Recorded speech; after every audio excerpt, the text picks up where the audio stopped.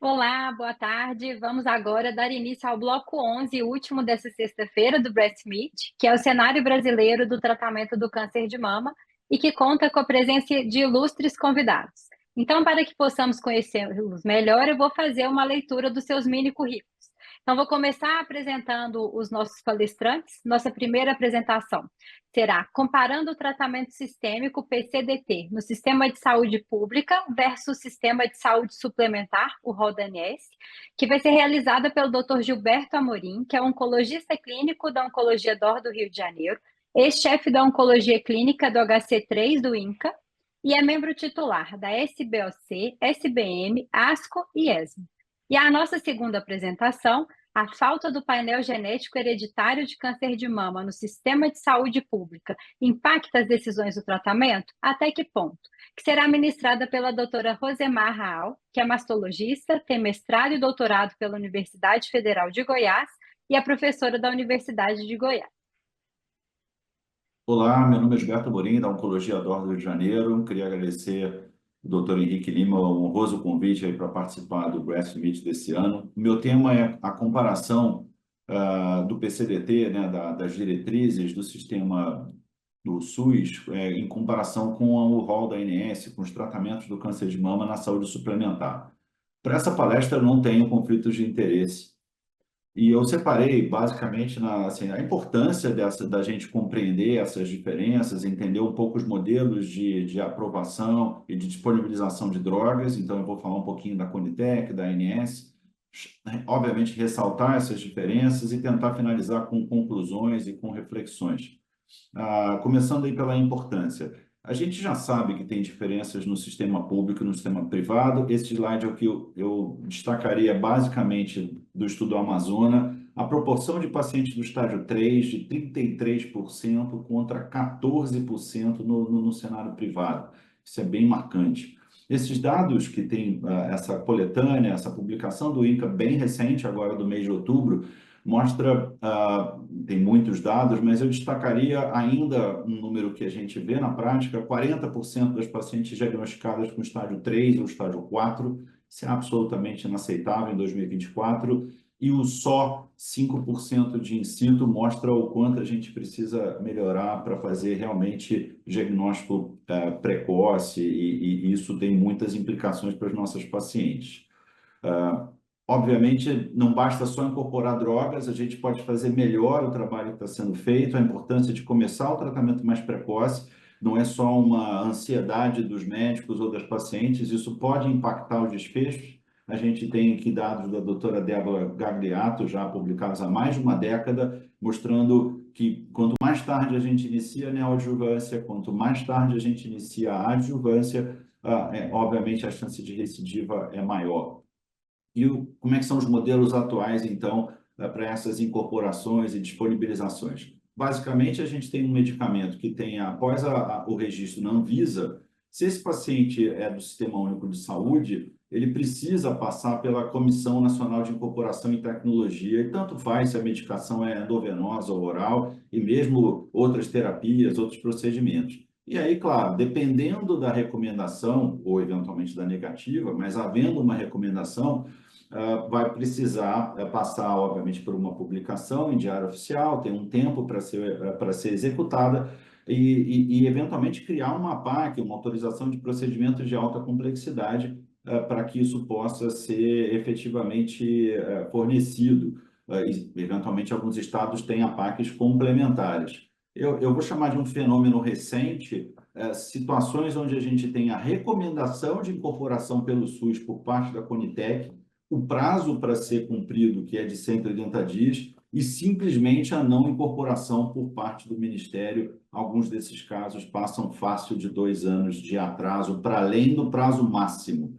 Na saúde suplementar, a gente precisa, após a aprovação da Anvisa, a gente tem um tempo de determinação de preço pela CEMED de mais ou menos 90 dias. Se é um tratamento endovenoso, tanto faz se o seu remédio custa R$ 40 ou 40 mil, os planos são obrigados a autorizar imediatamente. No caso da ANS, sendo medicações orais, a Agência Nacional de Saúde precisa atualizar a lista, o rol de procedimentos, e isso frequentemente gera atrasos da ordem de anos. e eventualmente nem sempre a ANS recomenda essa incorporação. E aí, com isso, mesmo o rol não sendo taxativo, o rol é considerado exemplificativo, frequentemente os planos não fornecem ou não liberam essas medicações. E um case que eu acho que é importante para mostrar de como não fazer as coisas em relação ao SUS, o que aconteceu com o HER2 positivo. Lá em 2005, a gente já tinha droga no Brasil para os tratamentos metastáticos.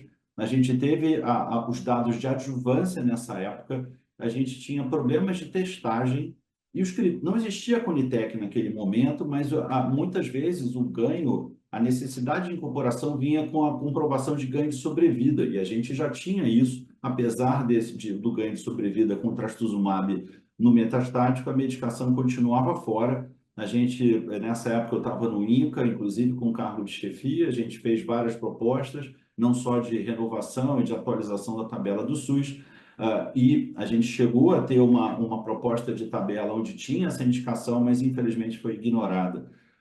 E já naquele tempo a gente já recomendava que o Ministério, que a direção do INCA pressionasse o Ministério para negociar com o fabricante, no caso a Roche, a redução do custo para o SUS.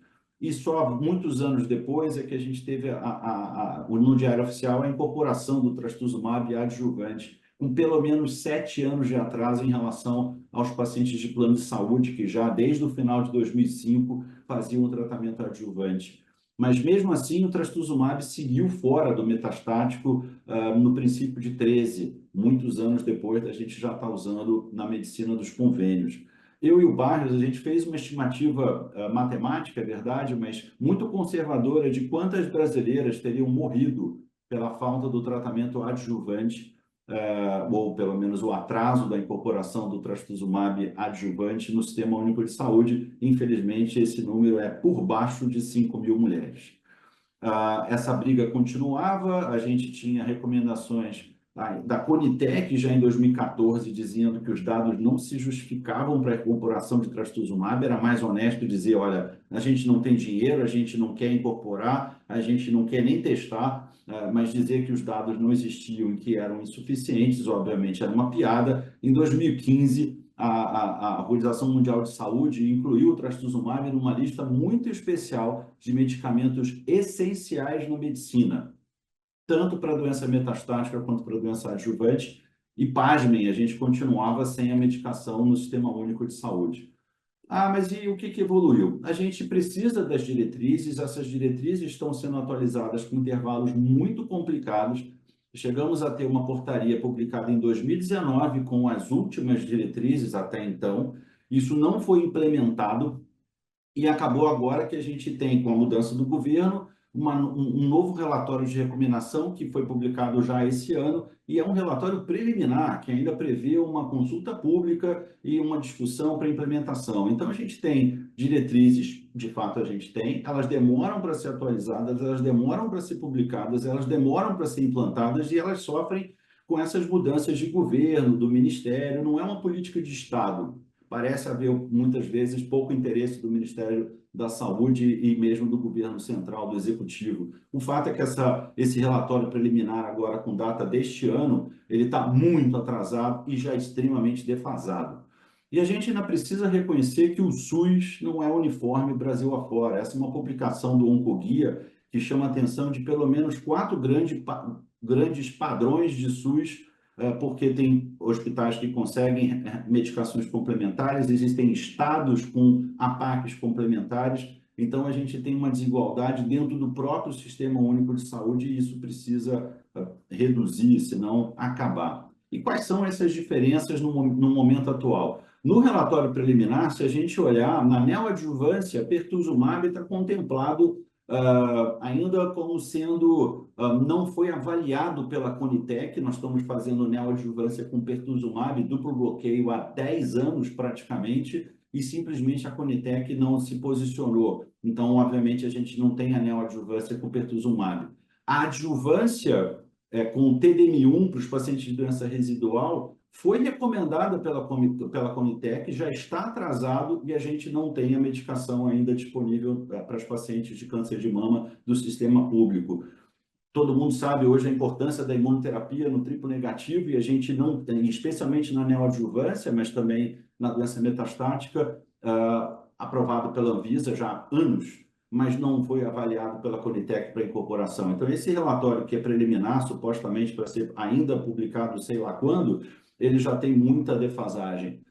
No cenário metastático, a gente tem a importância dos inibidores de ciclina com aumento expressivo de sobrevida global. Já existe a recomendação da Conitec há anos e simplesmente o Ministério da Saúde não disponibiliza. Há indícios de que isso possa acontecer finalmente agora, antes do final do ano. Para pacientes mutados para PI3K, eles falam de alpelisib, obviamente não deu tempo de falar sobre capivasertib, o ganho não é tão relevante assim, então, ok, a gente não tem no SUS uma terapia específica. O TDM1 no metastático foi, apesar de ter ganho de sobrevida em segunda linha, simplesmente foi rejeitado pela Conitec. Não dá nem para dizer que não foi avaliado. Foi avaliado e rejeitado, não sabemos exatamente por quê. E, claro, todo mundo está ciente hoje da importância do TDXD, do trastuzumab deruxtecan, com ganho de sobrevida, inclusive sobre o próprio TDM1, e é considerado nesse relatório preliminar como promissor, e a gente usa essa medicação, daqui a pouco vai completar 3 anos na saúde suplementar. E sem falar nos pacientes mutados que simplesmente nem conseguem fazer o teste pelo SUS e, obviamente, as drogas estão disponíveis no Brasil já há alguns anos e não tem ainda avaliação pela Conitec. E também a imunoterapia no metastático também, apesar de ter o registro, não foi avaliado para incorporação no SUS. Então, existem diferenças muito importantes. Alguns algoritmos eu podia mostrar aqui de uma forma mais detalhada, mas como eu já citei, não temos duplo bloqueio, não temos TDM1 adjuvante, não temos adjuvância com duplo bloqueio. Enfim, é uma situação complicada para os pacientes HER2, seja na doença inicial, seja no metastático. Várias medicações que a gente utiliza já há vários anos para os pacientes HER2 positivas também não estão disponíveis, lembrando que nem tucatinib temos na saúde suplementar no Brasil. Em pacientes luminais, doença avançada também, a gente tem já muitas carências e talvez a mais dramática no momento seja a ausência dos inibidores de ciclina. E também nos pacientes triplo negativos, a gente não tem inibidores da PARP, a gente não tem imunoterapia, a gente não tem esses novos ADCs, seja sacituzumab govitecan, seja trastuzumab deruxtecan para HER2 com baixas expressões. Então, essas diferenças vêm aumentando bastante nos últimos anos, infelizmente. E aqui, só para ter uma ideia, esse é um trabalho do Oncoguia, mostrando como é que está a situação de diferentes medicamentos em relação a essas aprovações da Conitec. Eu destacaria 2 para câncer de mama, inibidores de ciclina e o trastuzumab emtansina, que é o TDM1. Para chamar atenção aqui um pouco, esse processo, no caso do TDM1, dos inibidores de ciclina, perdão, a gente teve a publicação da recomendação em 2021, ou seja, vai completar 3 anos. Teoricamente, a partir de junho de 22, a gente deveria ter a incorporação da medicação e até 7 de outubro de 2024 a gente não tinha essa incorporação. A gente não tem uma PAC que cubra, mas tem uma proposta de valor que pode ser efetivamente incorporado. Já tem uma PAC exclusiva para isso e está em um processo de negociação com as indústrias, mas extremamente longo e mesmo do prazo final, a gente já está com mais de 2 anos de atraso. No TDM1, a publicação da recomendação da Conitec foi em 2022, o prazo máximo era março do ano passado e a gente já tem mais de 1 ano e meio de atraso. O número de dias aqui aparece, no caso dos inibidores de ciclina, são 855 dias de atraso, e, no caso do TDM1, mais de 570. Também uma proposta de APAC exclusiva para esse procedimento já existe, mas, obviamente, está em tramitação em função aí da questão do protocolo. Então, só focando aqui na questão do TDM1, por que isso é importante? A gente está falando de 4.200 pacientes de alto risco que poderiam ser impactadas até o mês de outubro, e esse número a cada dia, 7 pacientes brasileiras no SUS com HER2 positivo e doença residual não recebem TDM1 adjuvante. Então, eu podia listar aqui uma série de dificuldades, de diferenças, não só em remédios, mas também em exames. A gente, obviamente, não tem os testes genômicos oficialmente falando, nem pelos convênios. Bloqueio de ovários, a gente, como por exemplo, análogo de LH-RH, a gente consegue fazer pelo convênio, pelo SUS, em geral, só cirurgia, eventualmente radioterapia. O pertuzumab neoadjuvante, adjuvante metastático. O metastático chegou no SUS com muita limitação, mas o pertuzumab neo e adjuvante, como a gente viu, não está disponível. O TDM1 a gente tem pelos convênios, mas não tem pelo SUS. Lapatinib a gente tem pelos convênios, mas não tem pelo SUS. Capecitabina adjuvante a gente consegue pela maioria dos convênios e também muitos centros oferecem pelo SUS. Teste genético de BRCA não está disponível no SUS, na maioria dos centros. Pelo convênio tem regras e essas regras às vezes são difíceis de superar. E tem uma série de outros medicamentos aqui que vocês podem ver essas diferenças entre o que a gente não tem no SUS e muitas das vezes a gente tem na saúde suplementar. Mas há de se destacar o custo, às vezes, absurdamente elevado de muitas dessas drogas.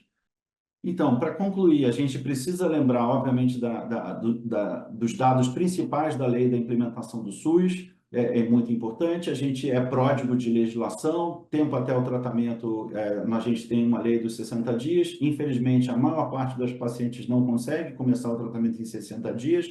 A gente tem a lei mais recente para a questão do tempo até o diagnóstico, que também é muito difícil.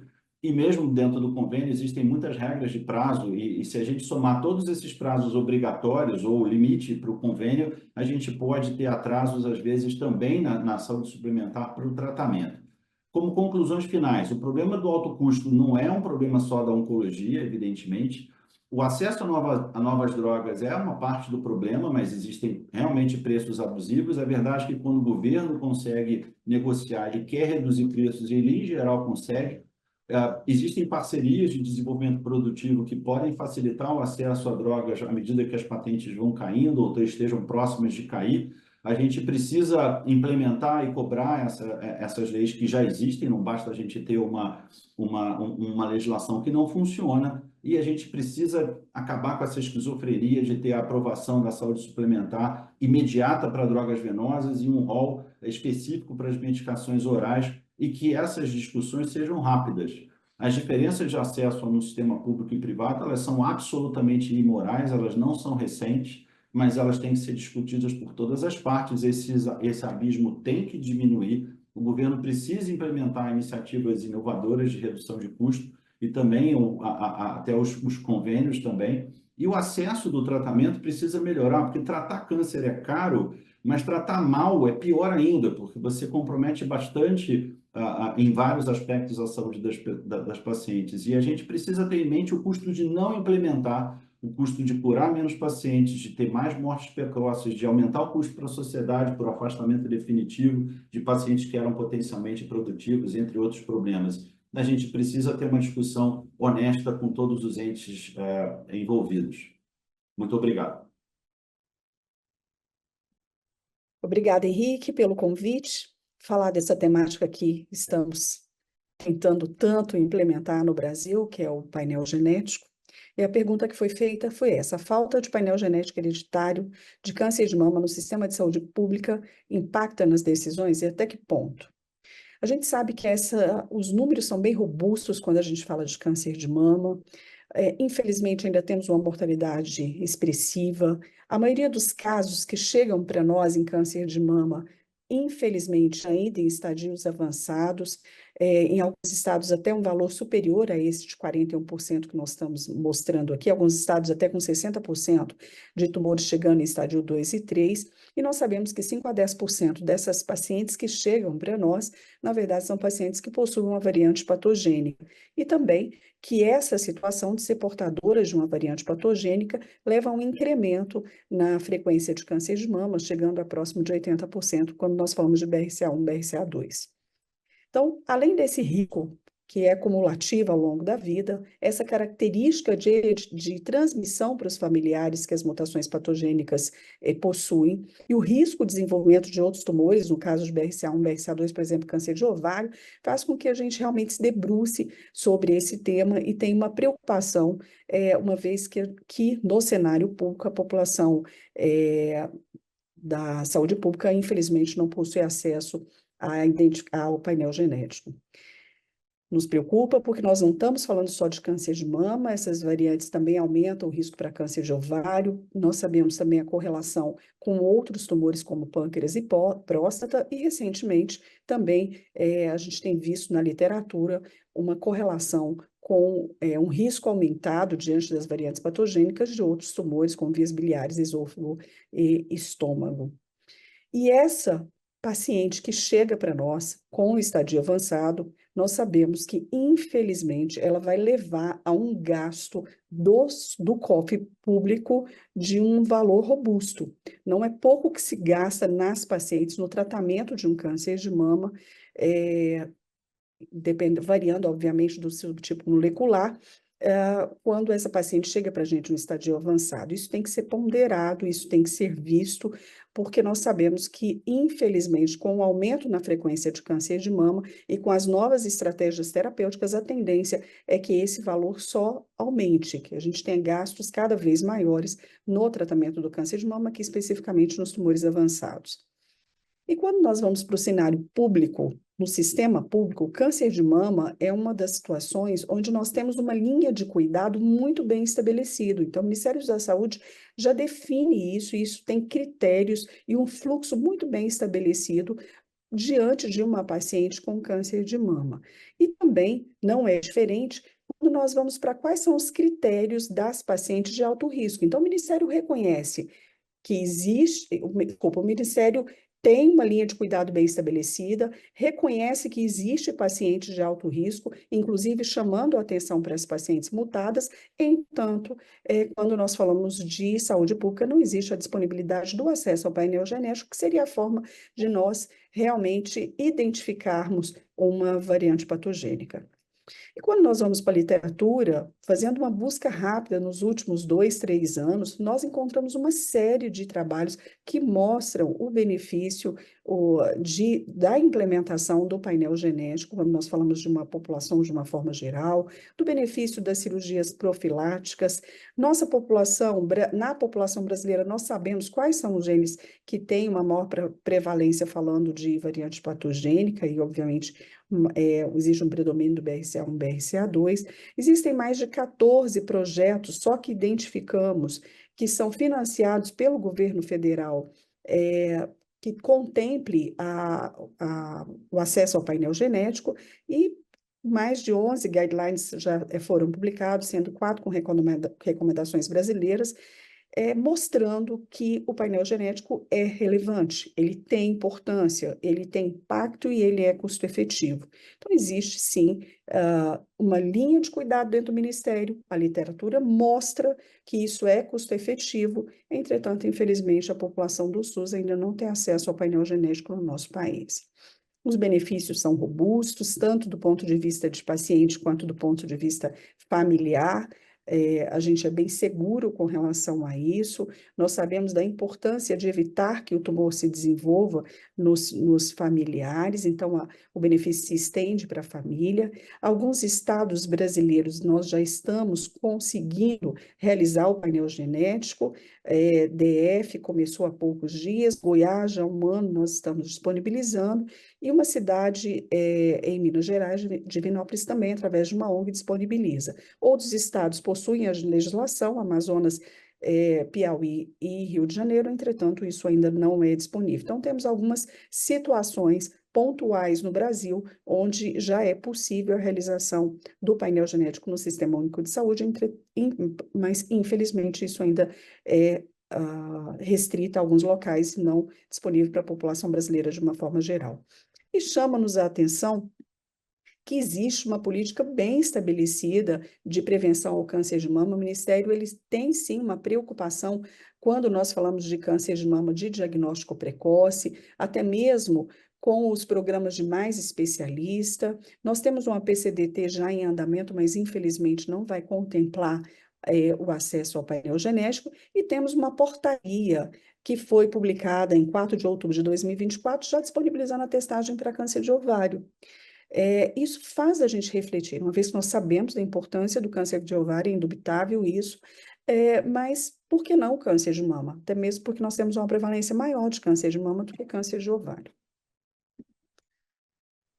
Nesse contexto, o ano passado, em maio do ano passado, a Sociedade Brasileira de Mastologia, em conjunto com a FEMAMA, construiu um documento, o Policy Paper, e esse documento foi levado até o Ministério da Saúde, numa reunião em junho de 2024.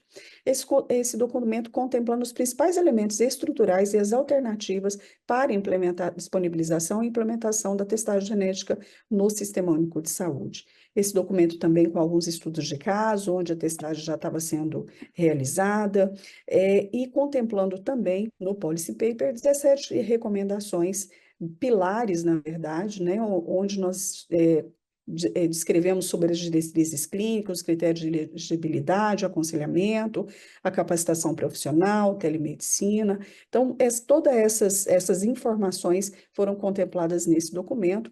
Foi um documento construído por 8 especialistas da Sociedade Brasileira de Mastologia, SBCO, SBOC, Genética, INCA e a FEMAMA. Isso foi levado, então, para o Ministério da Saúde, já chamando a atenção a ideia que a gente pudesse já começar esse diálogo como sociedade dentro do Ministério da Saúde, uma vez que a gente sabe que já existem dentro do próprio governo federal projetos caminhando nesse sentido, mas a ideia é que as sociedades pudessem conversar com o Ministério, mostrando a nossa preocupação para que essa política fosse implementada.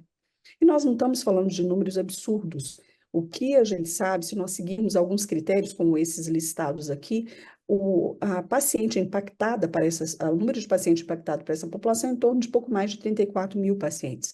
Então, nós estamos falando de um número que com certeza é factível, nós não estamos falando de um número, de uma população com um número exorbitante que possa impactar do ponto de vista de financiamento de uma forma robusta. Então, é um número, ao nosso ver, na percepção da Sociedade Brasileira de Mastologia, que é perfeitamente factível que seja disponibilizado esse número de painel para essa população e, obviamente, com toda a sequência que vem diante da identificação de uma variante patogênica. Atualmente, nós estamos na construção de um estudo, desenvolvendo um estudo de custo-efetividade, em conjunto com o Dr. Henrique Couto. Esse estudo está sendo liberado pela SBM, potenciais apoiadores aqui listados, e o que nós estamos buscando com esse estudo é a avaliação da acurácia da testagem e impacto clínico dessa testagem na população do Sistema Único de Saúde.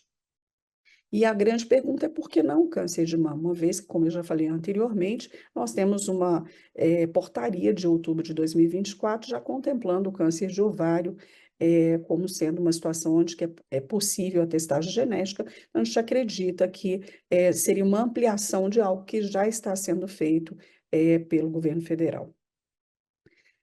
Existe uma capacidade instalada dentro da Fiocruz, que foi uma herança que ficou da pandemia do Covid, então existe todo um fluxo já disponível pela Fiocruz, toda uma logística que foi utilizada na pandemia. Essa logística, ela é perfeitamente possível de ser resgatada quando nós falamos de painel genético. A Fiocruz, ela possui mostrou na pandemia uma capacidade enorme para a realização de exames. Para que vocês tenham uma ideia, durante a pandemia, foram realizados quase 10 milhões de exames, considerando esses 4 grandes centros, Ceará, Curitiba, Rio de Janeiro e Dasa. Esses centros foram 3 desativados e atualmente a gente tem o Rio de Janeiro ainda em funcionamento normal. E só o NADIG tem uma capacidade de realização só o NADIG, durante a pandemia, realizou quase 3 mil exames. Então, a gente percebe que existe uma estrutura já disponível, e essa estrutura é perfeitamente replicável. O que aconteceu com o Covid é perfeitamente replicável, que a gente utilize toda essa estrutura, toda essa capacidade quando nós falamos de painel genético. E esses exames podem ser realizados, terem seus resultados até com uma brevidade extremamente interessante. Como eu disse, nós temos uma capacidade instalada espetacular dentro da Fiocruz, o NADIG. Temos um sistema de liberação de laudo também disponível, Matrix, E a gente pergunta, então, por que não utilizar essa capacidade instalada, se existem benefícios claros para a nossa população, que a literatura mostra com clareza? Diante de um painel genético positivo, eu tenho, sim, estratégias terapêuticas para serem discutidas, diferente de uma paciente com câncer esporádico, tratamento sistêmico também, drogas específicas e todas as implicações também do ponto de vista da família. Então, nós temos benefício tentando fazer com que toda essa capacidade instalada passe a ser disponível para a população. Falando, por exemplo, de mastectomia profilática, de mastectomia, uma paciente com câncer de mama, onde eu identifico uma mutação patogênica, é interessante que eu converse com essa paciente se nós iremos optar por uma mastectomia ou uma cirurgia conservadora, porque sabemos que existe um risco aumentado de recidiva nas pacientes que são submetidas à cirurgia conservadora. Isso precisa ser discutido e só vai ser possível se eu tiver o painel. Da mesma forma, qual que eu vou ofertar para essa paciente do ponto de vista de cirurgia contralateral? Uma paciente com câncer de mama, com uma mutação, nós podemos sim conversar com essa paciente qual será a minha estratégia na mama contralateral. Não estou falando de aumento de sobrevida dessa paciente, estou falando de um novo tumor na mama contralateral. Então, isso precisa ser conversado e seria factível no Sistema Único se eu tiver o painel.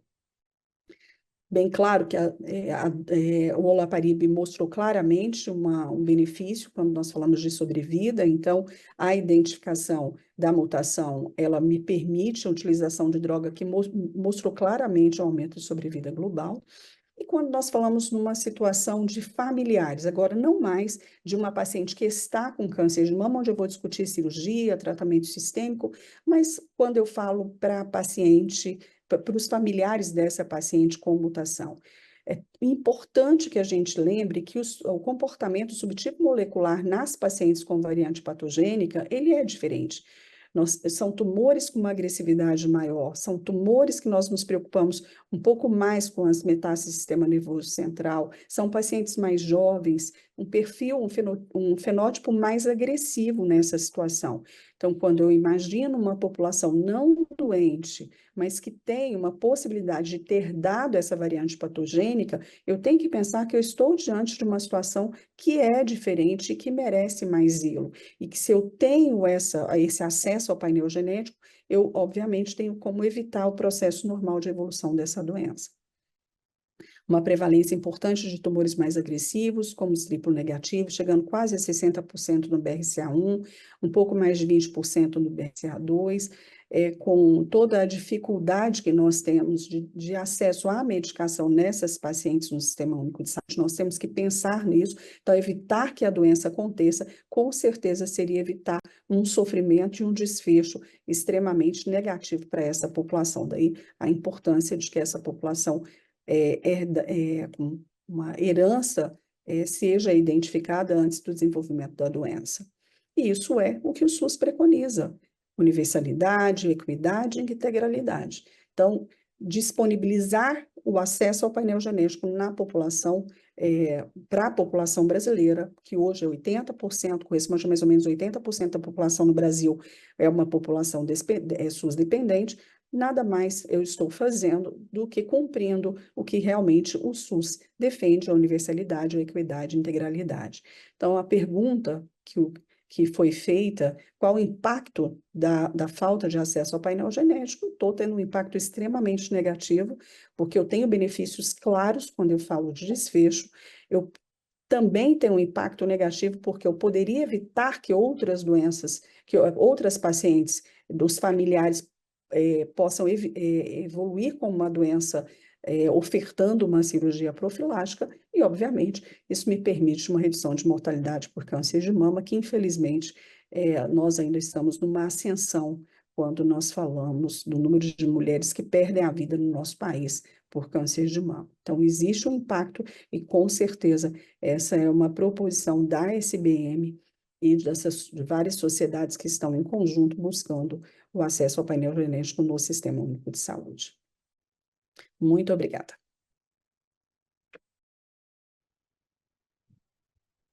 Eu agora vou apresentar os nossos debatedores depois dessas excelentes apresentações. Então, doutor Gilberto, a gente fica impressionado com esse cenário do SUS, né? Doutora Rosemar, a gente está aqui torcendo para que todo esse nosso potencial e capacidade de testagem de exames realmente seja bem aproveitado. Então, para começar, eu gostaria de introduzir o doutor Gil Facina, ele é chefe do Departamento de Ginecologia da Escola Paulista de Medicina, Unifesp. É professor associado livre-docente do Departamento de Ginecologia da Escola Paulista de Medicina, Unifesp, e é vice-presidente da Academia Brasileira de Mastologia. Também para a nossa discussão, teremos o mastologista Dr. Carlos Ruiz, que é assistente da Clínica de Ginecologia e Obstetrícia do Hospital das Clínicas da Faculdade de Medicina da USP, foi presidente da Sociedade Brasileira de Mastologia de 2011 a 2013 e é presidente de honra da UNACAM, União e Apoio ao Combate ao Câncer de Mama. Temos também como debatedora a oncologista doutora Nara Rosana, que é oncologista clínica na Oncomed, tem mestrado em Ciências da Saúde pela Unifesp, pós-graduação em Oncogenética pelo Einstein, e finalizando a nossa composição aí do debate, a doutora Inês Vilela Costa Pinto, que é radio-oncologista, especialista pela Sociedade Brasileira de Radioterapia, é coordenadora médica do Serviço de Radioterapia da Santa Casa de Belo Horizonte e do Hospital Belo Horizonte, todos aqui em Belo Horizonte, Minas Gerais. Eu queria convidar primeiro o Dr. Gil Facina para suas considerações. Boa noite a todos. Eu quero parabenizar o evento pelo brilhantismo, especialmente ao Henrique Couto, que já está há alguns anos organizando esse evento. As palestras foram brilhantes, né? Eles mostraram os principais pontos de falha no tratamento, doutor Gilberto e doutora Rosimar, mostrando que, apesar de nós tentarmos combater a doença e fazer diagnóstico precoce, ainda estamos com 40% de doença avançada que demanda um tratamento radical para essas pacientes. Uma boa parte dos casos tem uma despesa enorme para o SUS, para utilizar drogas que impactam na sobrevida, e a sociedade tenta essa briga na Conitec, nos órgãos governamentais, para aumentar o acesso ao tratamento. Nunca se teve tanta diferença de sobrevida como nos últimos anos. Nessa última década, o Gilberto mostrou bem que a sobrevida tem melhorado muito e nós continuamos fazendo diagnóstico tardio no SUS, doença mais avançada, menor acesso e acaba tendo esse abismo importante. Pergunta para o Gilberto, aquela pergunta de US$ 1 milhão do que fazer para resolver, mas ele teve experiência, ele teve dentro do INCA, que tem um acesso maior ao Ministério da Saúde. Como ele vê essa possibilidade de tentar reverter um pouquinho essa diferença ao longo do tempo? Ele mostrou que nós temos, desde falta de tamoxifeno, que o custo numa grande compra para uma redução de risco no carcinoma in situ, por exemplo, pode impactar, se reduz em 50% a chance de desenvolver um câncer de mama invasivo e que vai precisar de droga, de radioterapia, um custo barato, né?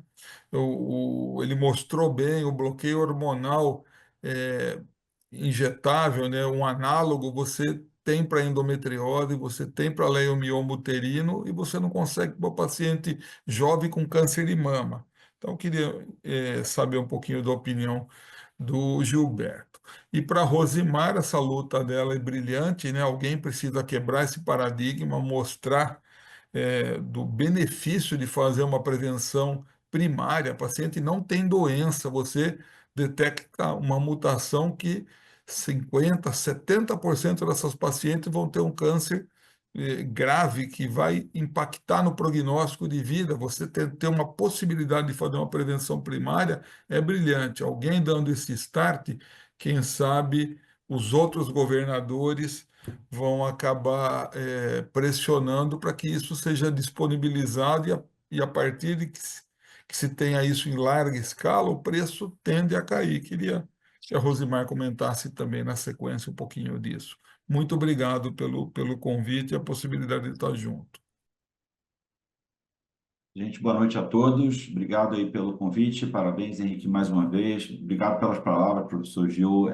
Obviamente é um assunto muito complexo, mas a gente podia tentar chamar a atenção de alguns pontos para além do que eu comentei na palestra.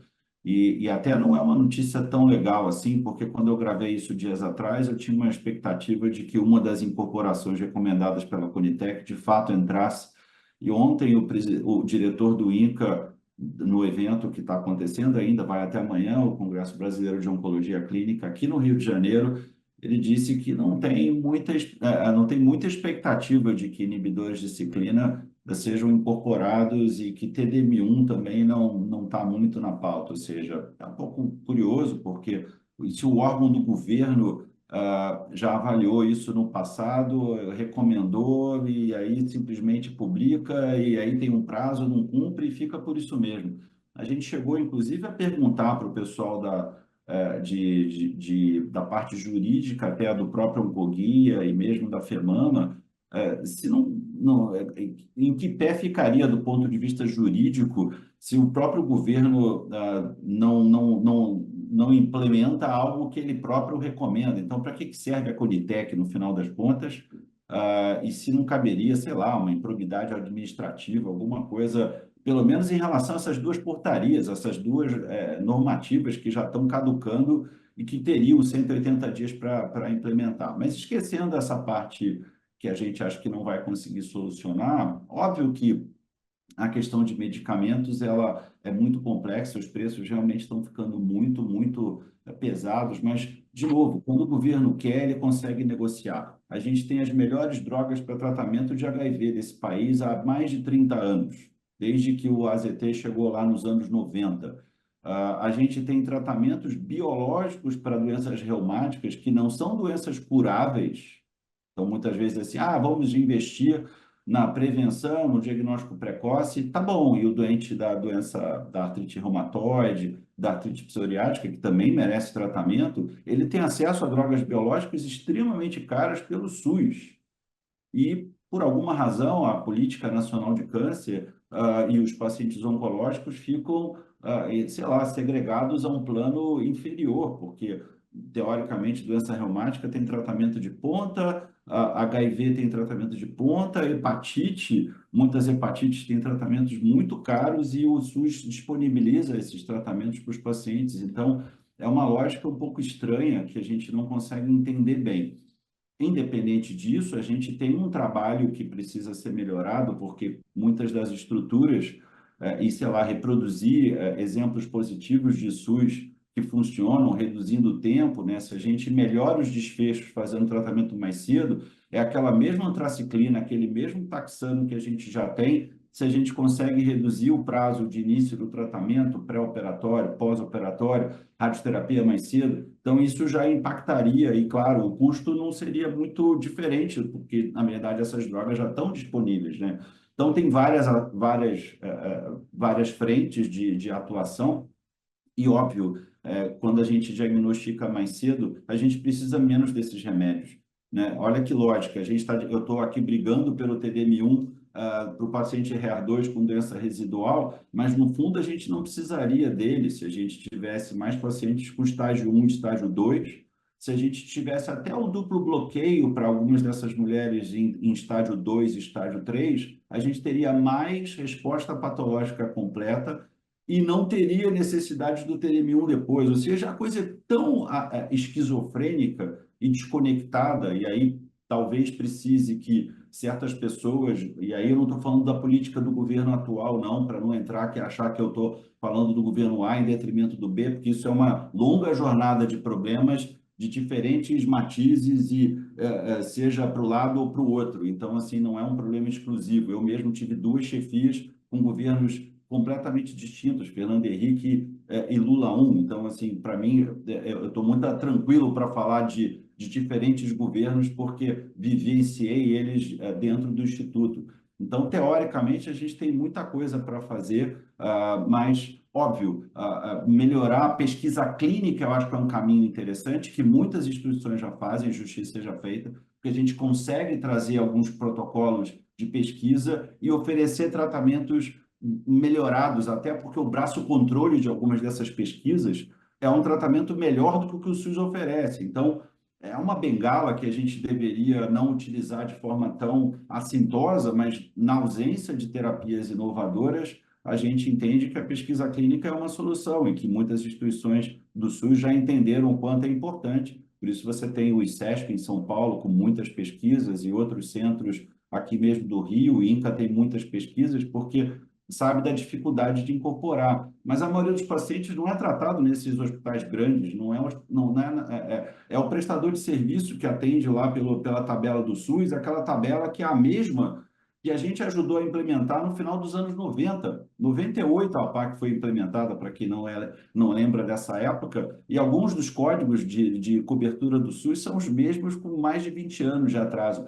Me diz alguma coisa nesse país que a gente faz pelo mesmo preço que a gente fazia em 1998. Nem um cafezinho na esquina, nem a manicure, nem o cabelo que eu corto de vez em quando é o mesmo preço. E os prestadores de serviço têm que continuar com a mesma tabela de tamoxifeno na adjuvância, 2 linhas de tratamento no metastático com os mesmos valores. Então, assim, é tanta coisa para fazer que a gente fica meio perdido. Atualizar a tabela seria importante, investir em pesquisa, obviamente, é uma ponta, brigar com a indústria onde tem que brigar para conseguir melhores opções de tratamento para reduzir o custo e ter mais briga dentro do Ministério, porque por que tem droga para hepatite, para artrite reumatoide, para lúpus, para outras doenças reumáticas, para HIV, e paciente oncológico fica sem o tratamento um pouco mais em linha com o que a gente faz no consultório? Então, assim, é frustrante. Em paralelo, os serviços têm que tratar os pacientes mais cedo, porque aí vai ser mais barato também para todo mundo. Então, é duplamente perverso a gente deixar o tratamento, a doença ficar muito avançada, até para o próprio governo a conta fica mais cara. Ô, Gil, eu acredito que a sociedade entrando nessa discussão ela é extremamente importante, porque quando vai para um processo de negociação de droga com a indústria à frente, eu acredito que isso acaba muitas vezes atrapalhando. Mas eu acredito que as sociedades precisam entrar nessa discussão de uma forma mais frequente. E isso é o que eu acho que pode ser que nos ajude com relação ao painel. E, com certeza, a participação das ONGs, porque quando existe uma reverberação para a população, eu acredito que a gente consegue ter uma resposta um pouco mais rápida. Então, para mim, esses dois caminhos. A sociedade precisa engajar nesse processo, a gente não pode ficar fora desse processo, e a população precisa ser informada do que ela está pagando pela não incorporação. Queria convidar o doutor... Desculpa. Queria chamar o doutor Carlos Ruiz para fazer as considerações dele. Primeiro, boa noite a todos. Estão me escutando? Bom, Sim. que lindos, que lindos. Agradecer em especial a comissão organizadora do Breast Meet, em especial o Henrique, por esse trabalho incansável que eles proporcionam. E com tantos resultados. Hoje, a gente está falando aqui de questões de acesso, equidade, educação faz toda a diferença, né? Educação faz toda a diferença, ou seja, brigar por educação, brigar por questões que dizem respeito a homogeneizar esse conhecimento importante. Queria parabenizar também os dois palestrantes, Gilberto, Rose, maravilhosos eles todos. Eu queria fazer 16 perguntas para o Gilberto e 15 para a Rose. Não, estou brincando. Vai ser deles. Gilberto é assim, há 10 anos atrás, 5 anos atrás, o investimento do governo era 3 bi, não resolveu. Hoje é 7.800, não vai resolver. A gente, claro, tem que brigar por essa questão de acesso às medicações em todos os estados, mas a gente percebe nitidamente que a gente tem que estudar zelo. maior. A sociedade está cada vez mais forte nesse sentido. Hoje o Ministério Público está denunciado, nunca tivemos tão forte nesse sentido, está perto, né, dos gestores em si, mas também não resolve. A gente fala de Outubro Rosa ou arroz há 200 anos, e as nossas monografias, o acesso, né, ao rastreamento, 25% no Brasil. Então, assim, Gilberto, de uma forma muito clara, né, eu vejo, às vezes, uma distância importante do foco, né? Como você bem falou, e como a Rose falou também, vocês dois falaram, se a gente quer mudar, né, essa não necessidade, a gente precisa investir cada vez mais no diagnóstico precoce.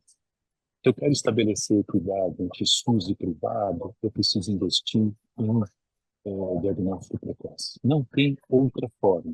E no meu modo de entender, frente a tudo que a gente vê no nível governamental, é muito complicado, né, a gente esperar algo diferente do que está sendo feito. Mas você falou, passamos por pelo menos 9 governos e absolutamente nada mudou.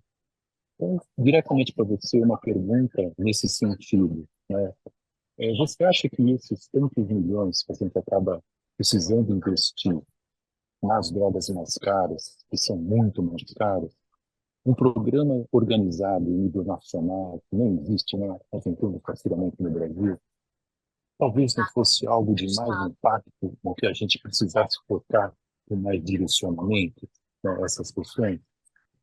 E para Rosemar, Rose, eu entendo perfeitamente que eu sou fã número 1, que pode ser surpresa. Eu vejo, né, um avanço importante, porque é o primeiro programa de prevenção primária, né, em nível nacional, se a gente for ver. A primeira pergunta para você, Rose, painel genético ou mudança de estilo de vida? O que você acha que teria mais impacto populacionalmente falando?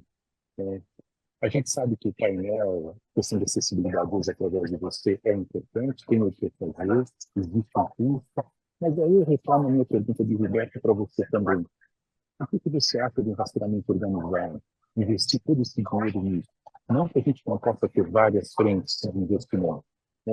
Claro, isso deve ser feito, mas a gente entender qual é o foco, na verdade, faz toda a diferença. Né?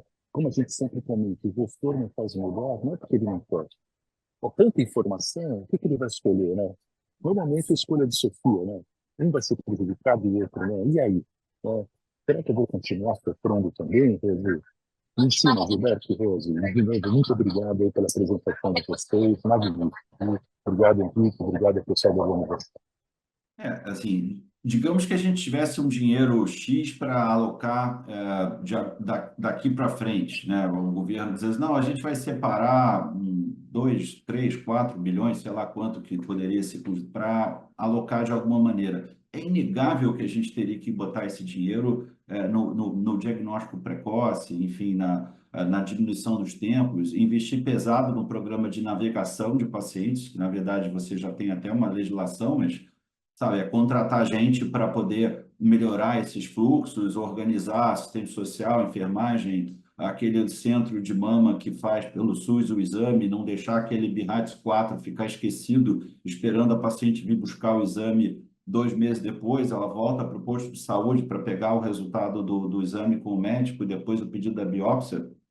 Enfim, se eu tivesse esse dinheiro limitado para investir, obviamente investiria nisso, do que ficar discutindo com a indústria se o remédio que custa 20 mil, se o governo não consegue comprar por 3 mil. Isso é fato, mas assim, eu não sou ingênuo, assim, o governo não vai fazer isso, então se a gente diz assim, não, vamos investir, até porque ontem, de novo, o presidente, o diretor do INCA falou, não, temos que investir em diagnóstico precoce. Assim, a plateia que estava ali, foi assim, parece que é uma piada, e olha que o colega é um colega oncologista que eu tenho o maior respeito e foi meu staff e meu preceptor de residência há 200 anos atrás no próprio instituto, mas assim, eu acho que quando as pessoas vão para determinados cargos, eles vestem uma capa um pouco diferente e aí, da noite para o dia, esquecem tudo que viveram ao longo de 40 anos, porque é um cara que faz oncologia clínica e atendeu pacientes com câncer de mama durante 40 anos, de repente vai para um cargo de direção e agora resolve dizer que vai investir em diagnóstico precoce.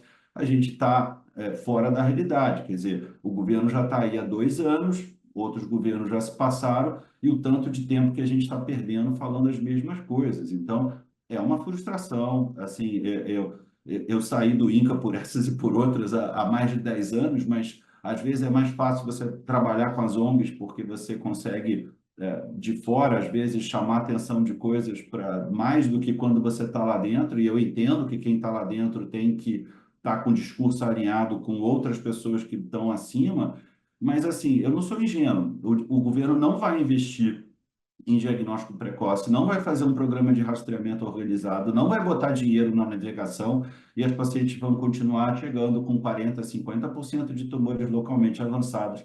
E no Breast Meet do ano que vem, a gente vai estar discutindo isso de novo. Eu não tenho muita ilusão de que o outro governo ou este governo vai conseguir melhorar isso, mas a gente, enquanto sociedades médicas e também como terceiro setor, só tem que aumentar a pressão.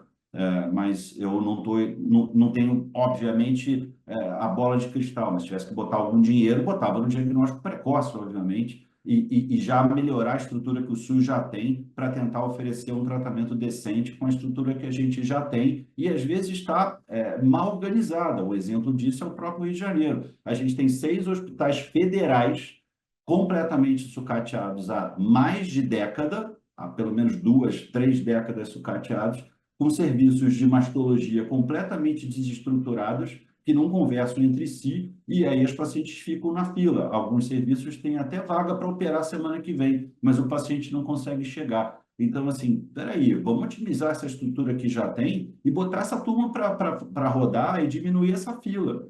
Então, assim, às vezes não precisa de muito dinheiro, não. Às vezes precisa de um pouquinho de vontade, de trabalhar e de resolver as coisas. Luiz, para a população, pensando em tumor esporádico, eu não tenho dúvida que é o que você falou. E nosso problema, ao meu ver, Amorim, é comunicação. A gente não comunica. A gente não consegue conversar com a população para ela rastrear, nós não conseguimos conversar com os gestores para eles colocarem dinheiro onde é necessário. Existe, na verdade, uma não comunicação. Eu acho que se nós conseguirmos conversar, a gente já vai resolver boa parte dos nossos problemas com relação a rastreamento. Isso para o tumor esporádico. Agora, para a população mutada, Luiz, não adianta. Eu posso mudar o estilo de vida que essa paciente ela vai ter câncer de mama. Então, para essa população, eu preciso ofertar o painel. Para essa, a epigenética vai ter uma importância, o estilo de vida vai reduzir o risco, a gente sabe disso, a literatura coloca, mas essa é uma população que ela precisa de acesso ao painel. E se nós criarmos critérios adequados para isso, a gente consegue fazer. A questão é organizar para que o dinheiro seja aplicado naquilo que realmente interessa. E deixa eu te falar, nossa última avaliação aqui em Goiás, quase pau a pau BRCA com TP53. Então, assim, a gente tem, nós estamos falando, na verdade, de uma população com risco de tumores extremamente agressivos no cenário de TP53. Nem estou falando só de BRCA. Então, eu me preocupo com isso. Eu acredito que essas duas linhas precisam caminhar. Acesso ao painel é factível, é possível e é custo-efetivo. E investir em rastreamento, que é comunicação. A gente precisa de conversar, e conversar certo. Nós não estamos, ao longo de todos esses anos, falando de Outubro Rosa, sendo efetivo. A gente não está conseguindo conversar com a população. O assunto está muito interessante, e eu queria chamar a doutora Nara e a doutora Inês também para participarem da nossa conversa aqui com essas considerações. Boa noite a todos. Eu queria parabenizar o Henrique pelo evento e parabenizar o Gilberto e a Rosemar pela apresentação esplêndida, viu? Eu queria fazer um comentário, Gilberto. Na realidade, o SUS ele falha na prevenção. A gente tem os dados do INCA agora, de 2023, que de 2000 para 2023, a gente não andou um centímetro. E 20 e tantos anos e não andou em nada na prevenção. Ao passo que, se a gente for olhar o tratamento, a gente também não andou muito. Então, cada vez que vai passando em relação ao tratamento, a gente vai perdendo o índice de sobrevida que a gente ganha no serviço privado. Se a gente for olhar diagnóstico, 60 dias, não existe isso no SUS em relação ao diagnóstico. Então, eu entendo que antes do diagnóstico da prevenção e toda a jornada da paciente portadora de câncer de mama, ela tem déficit aí em relação ao sistema privado, né? Só que assim, quando a gente vê tratamento, realmente o custo do tratamento ele aumenta. Mas a Rosemar é diferente. O painel, desde o projeto de Genoma até hoje, houve uma redução muito grande do custo do painel e mesmo assim, a gente não incorpora isso na prevenção. Então, assim, prevenção área. E assim, o que falta? Né? O que falta para eu incorporar, sendo que o preço reduz? Então, falha quando aumenta o custo de tratamento da paciente de câncer, mas falha também quando eu reduzo o preço e tento reduzir o custo desse tratamento. Né? E o Gilberto me deixa assim, extremamente ansiosa, porque eu não tenho perspectiva nenhuma assim como ele.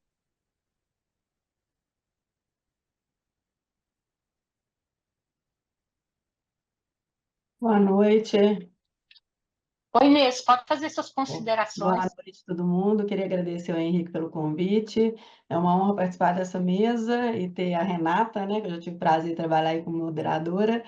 Eu acho que eu vou chover no molhado, acho que tudo se resume à questão que já foi falada aqui, né? O problema nosso é diagnóstico e o acesso. Eu acho que na parte da radioterapia, principalmente, é mais a questão do acesso. A gente hoje, no país, tem um déficit tecnológico, tem um déficit de profissionais especializados, a gente está muito distribuído, né? Os serviços de radioterapia, eles são muito distribuídos nas regiões mais ricas do país.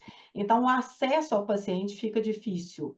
A gente tem déficit de máquina, tem máquinas obsoletas, e quando a gente fala do tratamento de câncer de mama, é muito triste isso, porque o câncer de mama, a gente, dentro da radioterapia, a gente consegue tratar de forma simples. Então, assim, os tratamentos, mesmo dentro do sistema privado, que tem tecnologia, a grande maioria dos pacientes de mama são tratados com tratamento 3D, com formado, e a gente consegue hoje profissional bastante os tratamentos de mama. Então, acho que a questão é o que já foi falado também, né? A questão da organização. Às vezes, não é nem o dinheiro, mas esse acesso do paciente vai estar se perdendo. Na radioterapia, a gente ainda tem essa questão que a gente ainda no tratamento inicial do câncer, né? A gente não é ali a porta de entrada. Então, é esse acesso à mastologia, acesso à quimioterapia, que seria importante para depois chegar na gente. Então, acho que é a questão realmente de como o paciente está chegando para a gente. Isso é um problema, lógico, do SUS, mas também está refletindo muito na saúde suplementar também, né? Esse acesso está ficando cada vez mais difícil, pelo menos aqui em Belo Horizonte, eu não sei como que, né, o pessoal aí de Belo Horizonte, a saúde suplementar está terrível. Eu nunca encaminhei tanto paciente de saúde suplementar para o SUS para ver se consegue um tratamento. Então, como já foi falado aí, o Dr. Gilberto resumiu bem, o acesso é imoral, né? Então, a gente precisa resolver isso. Alguma consideração final, doutor Gilberto, doutora Rosemar? Obrigado. Então, alguma outra consideração antes de eu encerrar a mesa, pessoal? Obrigada, Renata. Obrigada, Henrique, ao grupo. Obrigada. Boa noite. Eu Renata, encerro agradecendo. Oi, diga. Renata, precisamos ter mais mesas assim, para poder discutir mais sobre isso, para conscientizar mais a sociedade, os médicos desse processo. A gente vê uma migração muito grande e importante hoje, cada vez mais dentro do Congresso, de informações como essa. Isso tem que ser mais falado, isso tem que ser mais propalado, para que a gente engrosse, né, as nossas fileiras de luta, né? É mais nesse sentido, né? E parabenizar depois você também pela excelente orientação. Obrigado, viu? Então, eu encerro agradecendo pelo convite de participar aqui do Breast Meet, né? Parabenizando aí Henrique Lima e toda a comissão organizadora do evento. E eu aproveito para encerrar não só a mesa, mas o dia de hoje. Eu espero todos vocês amanhã, às 8 horas da manhã, para o segundo dia de evento. Tá bom? Um abraço e boa sexta-feira para todo mundo. Boa noite. Boa noite. Boa noite. Até mais.